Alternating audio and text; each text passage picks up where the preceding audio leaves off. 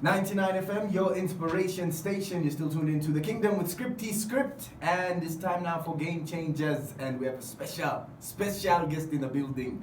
Hold up, man. Even though you call yourself Scripty Script, let's start there first of all. Mr. PDP, Paul the Prince. What's good? Mr. Always in the booth. I see you, man. Hey, man. Yeah. We put in the work. Yeah, no, I'm enjoying myself. You know, I just got offered a cup of coffee. Hey. Come on now. How else are we going? Come on. It's hospitality. Oh, it's a lot. Come on now. Oh, it's too much. Yeah? Hey. PDP. Yeah. You are, hey, where do I even start with you, man? You're a jack of all trades. Man's everything, man. I'm getting into plumbing now. Hey. Like, yeah, you can call me if you got like a leaking pipe somewhere, you know. Man's just trying to make these racks. PDP is Paul the plumber now. You're right, you see that? Yeah, man. No, but you know, I think I always tell people when they ask me like, hey, what exactly do you do? And I say, you know what, I do what I love to do at the end of the day. I feel like, you know, in modern times, you can't just say I want to be one thing. You know, everybody needs to have a side hustle, but I just so happen to have so many side hustles, it became the main hustles, you know what I mean? So, you know, talk about voiceovers, radio, TV, I do DJ, I do MC, I do a lot of stuff, man. And I always find fun in all of that. That's what I like about it, yeah. So, when we're talking about like Paul, before the Prince was added to the equation, what was that one thing that got you into just the entertainment side of things? You'd be surprised when I was actually growing up, and then you know when you're in school and people always ask you, what do you want to do when you finish? You know, and I always say I wanted to be an IT technician. I actually do have a diploma in hardware and network engineering. Yeah, I got that in 2010, I think. Yeah. Okay. But then I just got into the media, I think, in my 11th grade, and I used to study in Lusaka. Yeah, because my dad is Zambian in it. So when I did start doing the media thing, I just did a TV show, like a kids program, and then everybody was like, oh, you're good, you should come back. And I actually enjoyed it. So I went back and did it again. And then my uncle used to be on radio. I used to just side host with him just like this. I would talk about entertainment, news, and sports. I've always loved sports. So yeah, and then I got into it. So then I started doing my media degree, and here we are now anyway. So and there you are hosting. Yeah, so that's how it started. It wasn't always from the beginning, like I always want to be a TV presenter. No. My mom was. She used to do the news on the national broadcaster. So it's in the blood. I guess so, and I guess that's how it worked out perfectly for me because I think I didn't have a lot of work getting into it. It kind of just flowed. Yeah. Yeah. So where did the name come from? Where did is Prince your name and Paul? No. Paul is the. And some people do think it's my real name. You know, say, hey, Prince. You know, but it's fine. I'm rolling with it. So. Basically, when I started doing music, I was one of the youngest people doing music at the time, and my uncle called me the Prince of R&B. So I didn't want to say Paul the Prince of R&B. It's like too long, you know what I mean? And I've always loved R&B, so I just said Paul the Prince. Yeah. But prior to that, people used to call me Paul Breezy. Because let me start the story. When I started a singing competition, I did Chris Brown Run It, but I did it so well. People said, "Yo, you sound like Chris Brown." Started calling you Yo. Paul Breezy. And I said, no, that's not going to slide because then for the rest of your life, you're going to be compared to Chris Brown. So I just went with Paul the Prince. Yeah. You're an R&B guy. For as long as I've known you, you've been the R&B guy. Who was the inspiration? Was it Breezy growing up? Was that the inspiration? I've had a lot of them. Breezy is one of them, but I started listening to music way before Breezy, because Breezy stepped on the scene in 2005, if I recall correctly. 2004-5, yeah. Ran It's the first video I saw, and I was like, snap! Yeah. You know, this guy's dope. But prior to that, the likes of, you know, B2K, Boys to Men, you know, so many artists. I think I've had Tevin Campbell. The music I listen to is so much, let me say, various or so mixed that people don't even know what age range to put you in. Because I'll be Bobby Brown as well. Yeah. But don't be cruel. That's the thing. Even me, as a friend, as a friend, I don't know how old you are, and we're gonna keep it that way. No, I can tell you actually. I was born in 1991, but the thing is, my family's always been a music-oriented family. Like, we listen to everything. Sundays, you listen to Peter Cetera and Brandy and Mariah Carey, and then he throws in the oldies there, Luther Vandross. You know, so I owe it all to my family in terms of the music variety. But I started loving R&B when my cousins came back from the UK in 2003. Oh, they brought the albums out, man. Usher, he gave me the original Confessions. I have the CD in my house. Yeah, I have the CD, like, you know, and it was so hard to find that back in the day. Like, you got an Usher CD, and he just gave that to me, and I would play it all the time, you know. Yeah, so that's the music I actually love to listen to. Now, you've met a ton of people. If I'm not mistaken, you've even, we're going to get to the football side of things, but you've even held the Champions League trophy. I have. Yeah, with Vidic. Yeah, let's hold on that one. That must have been a moment. But musically, who's someone that you've met that you were like, man, I'm starstruck. Trey Songz. Gonna have to ask me from that. Trey Songz. I used to listen to Trey Songz in my house. I've always been a fan. I mean, he's in the same group as Neo, Chris Brown, and everybody else. I mean, if you listen to Trey Songz, a lot of kids were named Trey Songz. Yeah. So Trey Songz, as soon as he came through and I was told I was gonna host the show, I was still actually my final year at UNAM. That was 2015. I still couldn't figure out why I was the one doing it. And I've always said it's God's plan. Lots of things that happen in my life are not things that I've anticipated or planned or put together. Some people think I'm a cold, calculated guy because they say these moves that you're making, nobody's making these moves. But I tell you what, it's just by grace, man. Everything just seems to fall into place usually. And I feel like if you show up and do your work, people trust you with the work that other people may not be trusted with. Because if you're so regular and consistent, you get to be the first name on the team sheet. 100%. Look at Chelsea. You can go to Kante. You know, Eduardo Mendy is now so regular and consistent. He's always in the team. So I get the same mentality with all the work I do. If you show up in training, meaning behind the scenes, you're doing your thing, and even putting the work on the pitch, which is the job, then Now that's the music side of things, eh? You've also made a nice little cameo appearance on the Queen. Shout out to Stembies. Shout out to Connie Ferguson as well. I didn't even think she was going to talk to me at that point. She's such one of the highest people there as well. Hey, you know what?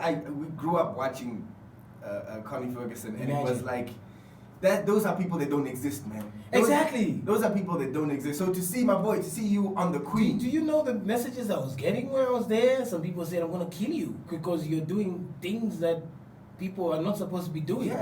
And I don't know why. It's always like that. There's a point somebody called me. This is a serious.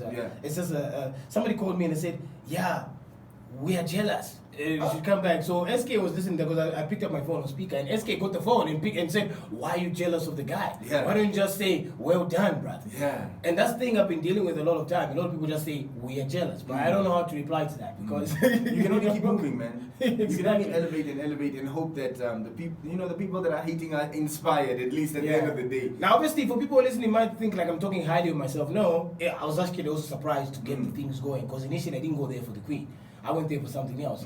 But if you have kingmakers, call it like that, SK, he was a brother to me, man. He said, you're not going to spend a single dollar when you're here. We're going to get you do your nails. We're going to get you a haircut. We're going to put you on the Queen. He's a nice guy, man. Because even when he was here and he hollered at you and you're like, yo, man, SK wants you to come through. And I was like, nah, me. People in my street don't even know me. And he was so cool. He jumped on KP's set when he was performing at the... I remember I was on stage. Exactly, you see that. That's how cool he is. And people think maybe he's putting up a front or whatever, but he's just that kind of guy. And even from the first time I met him, I think the energy is just go out and say, we are brothers. Because we're kind of similar, me and him. We put each other on. We're happy people. You know, he's just one of the dopest people to be around, Could we see you full-time in SA acting? That's a question which I don't know myself. Could be. Hey, my boy, SK, if you're listening, dog, Paul the Prince, give him a role as a young Chris Brown Reed. Oh my god, no! But you see, I was playing a cousin in that scene. And what's the beauty of that is that family gathering, isn't it? Family gathering, and you know, if you see you on a table with Connie Ferguson and that. The level he put me on, because usually if you're an extra or a cameo, you're just going to be somewhere. You buy the coffee machine or something. In the back. Exactly. And you're sitting there with the people who make the show, what it is. So if you ask a gentleman called Brett, who's standing right here in the studio, he knows I'm an actor as well. I just don't do it full time. My degree is actually in media and drama, so I'm also an actor. I just never pursued projects furiously like that because I've always been busy with the media side of things. So jack of all trades, master of everything. I thought you were gonna say master of none. Lastly, Paul the Prince, you're a football enthusiast. Oh, football lover, football fanatic. You and I have played FIFA time and time again. I don't know what the record stands now. We should be writing this on a book because Script might be lying to people in the street saying he beats me all the time, but he knows he gets this work too. Come on now. But let's just be honest, the last few times? I won the last game we played. It was 4-0. Like Martial was passing through those Chelsea defenders. All right. Yeah. You're the guest here, so I'll let it slide. But I'm talking about football, man. Like, what's been the most exciting thing in the world of football, like locally and international? Locally, I mean continentally. Because our players, you know, African players are moving around in Africa as well. We see transfers in Europe all the time. You know, Golo Kante in England. You see the French players playing in some players are going to Brazil. You see, I think one of the proudest moments for me, I mean, I've got deep South African roots. Also seeing the likes of Percy Tau when he was playing in the Prem. Did you see the way he was moving that ball around? It's just a shame they don't play him all the time. You know what I mean? I think he's a revelation. But other than that, I'm a big fan of Mamelodi Sundowns, and to see our brother from here obviously shining on the other side.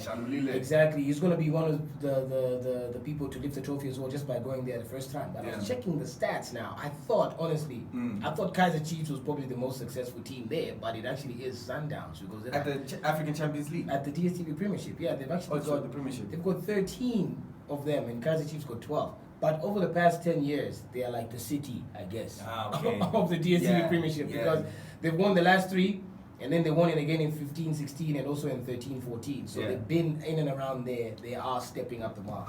But what I love about international football is the way the Super League disappeared. So quick. I wouldn't mind if it was just another thing, but they wanted to come out of the leagues completely and just have their own thing, you know. Yeah. I wouldn't mind seeing those guys, but it would be hard to fit it into a schedule and say, okay, every week you're playing league football, but then again you have to go play Bayern Munich or you have to play Barcelona or something. But the way they listen to the fans and seeing how the fans have got a huge impact on the sport right now has been a very good moment for me. Also, I got to give it up to Thomas Tuchel. Nobody envisioned the job he's done at Chelsea. I know you're happy for your team. I'm so happy. Nobody saw him in a Champions League final and obviously beating City as well to go and get them out of their quadruple. And they've beat the likes of Real Madrid, man. I mean, he's been in serious teams. I mean, if you look at his CV right now, Mourinho, Pochettino, Guardiola. Atletico Madrid. He's been Diego Simeone. You know, he's beaten some serious people, and he just came into the job in January. I mean, it's like, wait a minute, guys. He's conceded 2 goals in the Champions League against all of those managers. Yeah, but he's conceded 5 against Big Sam. Okay? I mean, that's how football is, isn't it? That's football for you, man. One thing that you're looking forward to, just to speak on that, the African Champions League and Sundowns. Shalulile is actually being sought after by Pitso Mosimane, who's the coach of Al Ahly now. Yes, he loves him so much. Yeah, obviously, it's always good to work with players. I don't know if he will make the move though. What do you think? I think you've probably spoken to him. Maybe you know him as a person. But personally, I would probably advise Peter to stay another season. Just be a legend, man. Yeah, be a legend. Because if you wouldn't want to be that guy, also you always move around. And you never know how it may not work out. Football careers are short.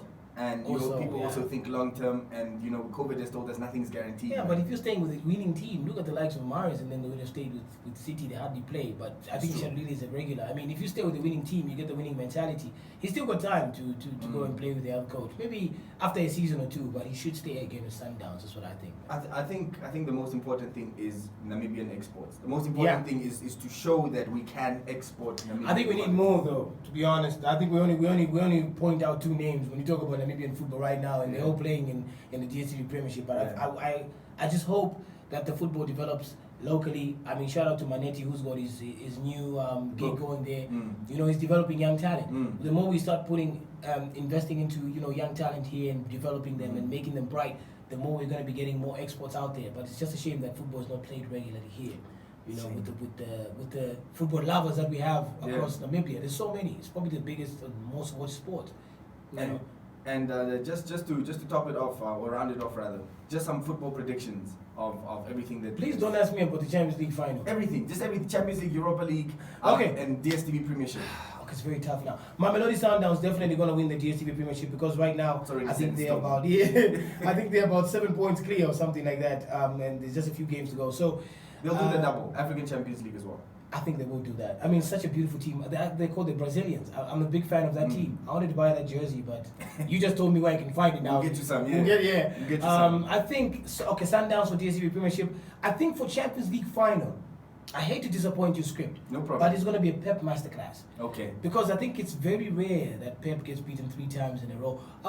We did it with Solskjaer. Yeah, but it was in the league. It was after a couple of days. But I think he rested his key players maybe to see how Chelsea are going to play. Yeah. I think Pep is going to win the final. So did we. Mason Mount out of the game. Only Mason Mount. But Gilmore came in. I knew he's going to. Okay, it's okay. Before you defend your guys enthusiastically. But for the La Liga, it's actually the closest title race of all the leagues this season. 2 points behind. 2 points separate the first team and the second. Imagine that, and then it's goal difference. Barcelona's got more goals than Real Madrid, so it will go down to the last game of the season for La Liga for me. And I think Real can probably do it. It just depends on the next result for Atletico. If they draw or lose the next game, I think Real can do it because of the experience they have in the squad. Barcelona's got relatively young players. That's the reason why they've struggled this season. And then for the Premier League top 4, I think it stays as is. Leicester is such a good side. Yeah, natural African talent there shining on the big stage, man. I think he's been the player of the season for me, in my eyes, because I like African players. Yeah. And they've got Wilfred Ndidi in there as well. You know what I mean? I think Leicester are definitely going to make top 4. Liverpool are going to fall off the mark because if they can't beat Newcastle, and you're going to blame it on Van Dijk, I don't think so. No, it's too little too late. Yeah, it's a little too little too late. There are only 3 games left, I think, for Liverpool to play. I think they're going to fall out of the top 4. Chelsea, brilliant job. They could finish 3rd, actually, at this rate. But I think you'll start resting players before the final. So that is my prediction. City, obviously, won it already. United, you know I'm a fan. Second, yes, but we're going to win the Europa League. Fair enough. I'll give you that. No, but the coach we're playing with... Spanish teams give... That guy has won it the most, actually. He has. Unai Emery's not and he knows all about Europa League finals. And he knows about Man United. He's got 4. Exactly. So it's going to be a tough one, but I think the quality of Bruno Fernandes, Paul Pogba is going to shine through that game. And young players like Mason Greenwood, man, showing young people that you can do it on a big stage. The guy's 19 years old. He's got so many games, 100 appearances already for Man United. It's going to be a fascinating battle. Well, just before I even let you go, we can talk all day, you and I. The greatest sporting moment for you, would it be your appearance on Super Sport? You know, talking football, or meeting Nemanja Vidic? Imagine that, man. You're putting me on the spot. How can I pick both? No, you can't. That's why you have to pick one. Greatest sporting moment. Okay, touching the Champions League trophy and meeting Vidic is a stuff of dreams. Not too many people have ever met their player of, like their favorite player in the team. But I'm gonna pick Super Sport because I got to work with the legends. It's in your trade. Exactly. Here's the secret before I let you go, Script. If you talk to my sister, she's 25 years old. She knows when a time in 2008, I was standing in front of the TV and I told her one day I'm gonna be on Super Sport. And she's the first person who broke down and cried when I was on in 2018. So to see that fulfilled. I never said I was going to touch a Champions League trophy or anything. That stuff is probably something that happens without you knowing.